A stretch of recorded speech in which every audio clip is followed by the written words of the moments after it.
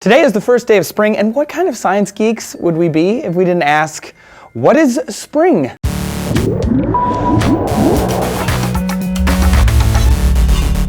Hey peeps, Trace here for DNews. Spring is springing. Whee! But what exactly does that mean? Well, our associate producer Ron made this hand gesture thing, and he's pretty much spot on. Spring gets its name from the plants springing forth, but what is in a name? Spring begins with the vernal equinox, the day when the sun passes directly over the Earth's equator. This means night and day are almost equal.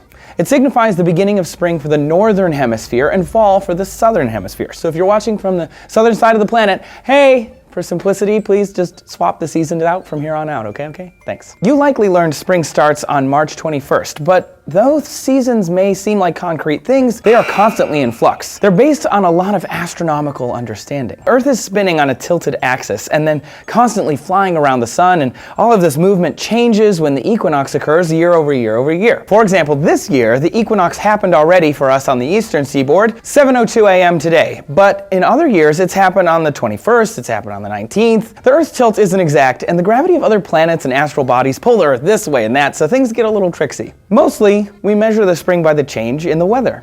As the cold of winter melts away to the wet warmth of spring, and flowers bloom and birds chirp and tax forms are due. Unlike humans, flowers have a bit more grasp of when spring has officially begun.